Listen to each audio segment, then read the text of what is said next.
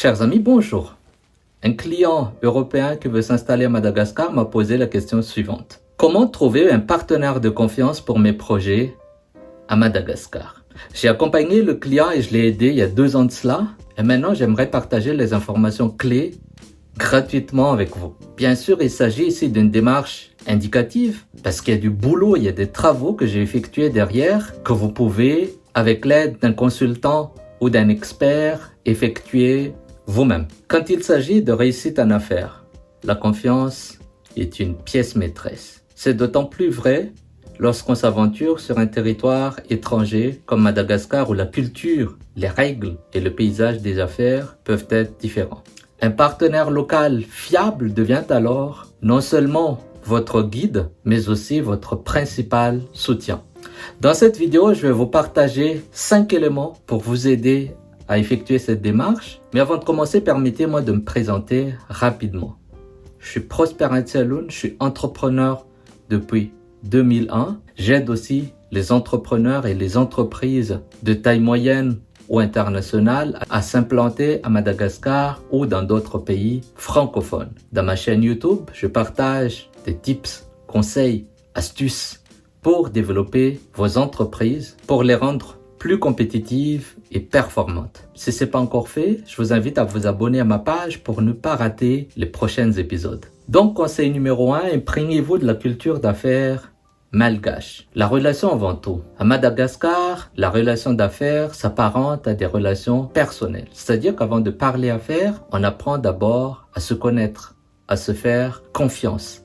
Cette étape est ultime pour pouvoir aller main dans la suite des activités et pour établir petit à petit la confiance mutuelle entre les associés.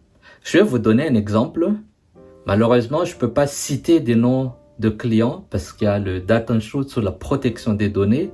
Mais prenons un prénom fictif belge pour illustrer une histoire vécue par un de mes clients que je vais vous raconter. Prenons tout simplement le prénom Paul. Il y a quelques années, 2011-2012, j'ai travaillé pour Paul pour trouver quelqu'un qui peut être et son manager et son associé sur le sol malgache. Ça n'a pas été facile.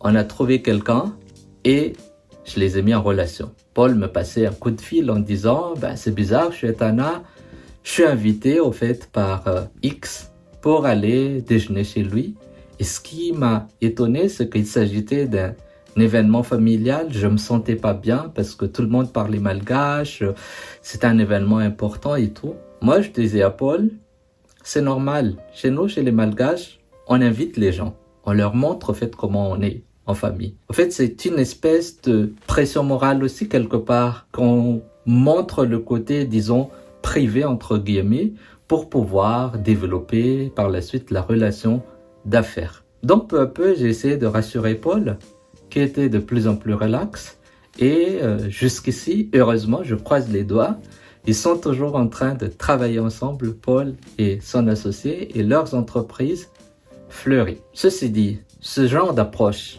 ça paraît être un peu déplacé pour les Européens, pour les Malgaches, c'est plus ou moins normal, mais ce sont ce genre de relations, en fait, ce sont ce genre de démarches qui développent de plus en plus les relations de confiance entre les Malgaches et les gens avec qui ils veulent bien travailler. Deuxième conseil, c'est le pouvoir du réseau et des recommandations. Bien évidemment, il y a des gens qui se trouvent en ligne. Après, ils contactent pour avoir des références, pour connaître le sérieux des gens qu'ils ont rencontrés sur LinkedIn la plupart du temps. Mais il faut noter qu'à Madagascar, le bouche à oreille fonctionne très bien. Madagascar est un village. Il y a 28 millions d'habitants, certes. Il y a 300 000 entreprises. Mais les noyaux de l'économie tournent autour de 5000 entreprises et ces gens se connaissent de manière générale, de près ou de loin. Donc, avoir des recommandations des locaux, avoir un bon réseau, poser des questions, travailler sur le bouche à oreille, c'est quelque chose à faire absolument si vous voulez connaître quelqu'un avec qui travailler à Madagascar. Aujourd'hui, la communauté des étrangers qui investissent à Madagascar se développe sans arrêt. La plus grande, je pense, c'est la communauté française. Après, il y en a d'autres, et les Anglais ou anglophones, tout simplement, qui se mettent ensemble. Il y a quelques Allemands, il y a les Canadiens, et ces gens, ils sont déjà établis. Ils ont déjà des réseaux. Ils savent déjà qui fait quoi, qui est sérieux ou pas, et avec qui on devrait travailler pour tel ou tel. Ou même s'ils n'ont pas les informations, ils peuvent vous indiquer les gens à qui on peut avoir les informations. Et ça, c'est à prendre au sérieux. À Madagascar, il n'y a pas d'évaluation de gens en ligne. On voit les gens en ligne, mais l'évaluation se passe généralement par recommandation et surtout bouche à oreille. Troisième conseil, c'est de mener des vérifications approfondies sur les personnes avec qui vous voulez travailler. Au-delà des compétences, il est très important de savoir les antécédents. J'ai malheureusement une histoire assez triste. Un entrepreneur suisse qui s'est associé avec un malgache. On ne nous a pas demandé notre avis. On s'est occupé de la démarche administrative pour créer leur entreprise. Et il s'est avéré que plus tard, il y avait des détournements, des mésententes entre les deux parties.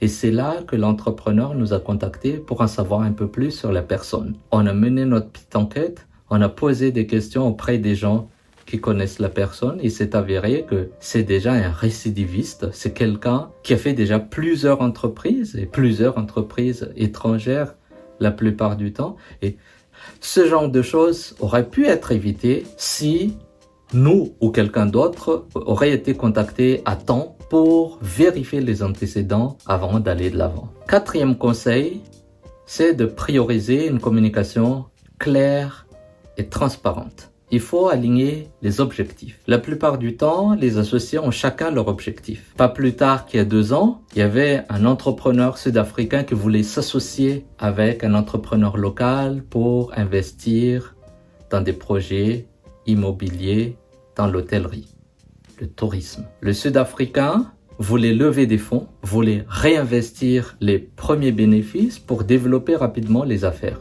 L'attente de l'autre est de récolter, de récupérer les bénéfices pour pouvoir vivre avec. En tant qu'associé non gérant, il n'avait pas assez d'entrée d'argent et il comptait sur ses bénéfices pour pouvoir avoir des surplus de revenus mensuels. Le cas était très difficile à gérer parce qu'il était très difficile de vendre la part du partenaire local au moment du développement de l'entreprise. Sinon, on ne peut pas non plus ne pas lui payer quelque chose parce qu'il est vraiment dans le besoin. L'erreur était que depuis le début, les objectifs n'étaient pas clairs. Les attentes et préoccupations de chacun des deux parties n'étaient pas assez abordées. Bien sûr, ils ont pu trouver une entente pour aller de l'avant, mais c'est toujours mieux d'anticiper ce genre de choses et de voir dès le début c'est quoi la préoccupation de chacun, c'est quoi les attentes de chacun, c'est quoi nos objectifs et d'en parler étape par étape, mois par mois, période par période, surtout au niveau des jalons au fur et à mesure qu'on avance ensemble. 5e et dernier conseil, c'est de toujours avoir un contrat solide. La confiance n'exclut pas qu'on mette en place un contrat pour nous protéger juridiquement. Comme on dit, la sécurité avant tout. À Madagascar, on a l'habitude d'avoir des échanges oraux. Il faut éviter, il faut demander aux gens d'écrire, que ce soit un email, que ce soit un message, pour avoir des traces écrites. Sur les ententes, il faut aller plus loin, avoir des conventions, des contrats, parce que la parole s'envole, mais l'écrit reste. Et c'est une règle sur laquelle il ne faut pas faire exception. Sans vous faire peur, j'ai eu des cas de clients qui se sont fait avoir parce qu'il y avait juste une entente orale. Écrivez. Il faut mettre en place des traces écrites pour chaque entente. Que ce soit une petite chose qui peut se faire par un email, un message WhatsApp, FaceTime, ou que sais-je, ou des choses plus conséquentes, où là-dessus il faut avoir des contrats, des conventions écrites, signées et pourquoi pas enregistrées selon l'importance de la transaction pour vous. Donc voilà mes 5 conseils. S'aventurer dans un nouveau territoire lointain est toujours à la fois passionnant mais aussi complexe. Prenez le temps de construire des relations solides. Vérifiez les antécédents. Parlez avec les gens. Échangez avec ceux qui étaient là avant vous depuis des années. lisez, faites des recherches, faites appel à des gens qui peuvent vous aider à aller de l'avant. Et n'oubliez pas mes 5 conseils. Avec tout ça, vous allez minimiser vos risques de perdre votre argent et de tomber sur des mauvaises personnes. Si vous avez besoin de plus de conseils ou de mon expertise là-dessus, n'hésitez pas à m'écrire. Sinon, n'hésitez pas non plus à partager cette vidéo avec des gens qui pourraient être intéressés par le sujet. Et sur ce, je vous dis à très bientôt. Au revoir.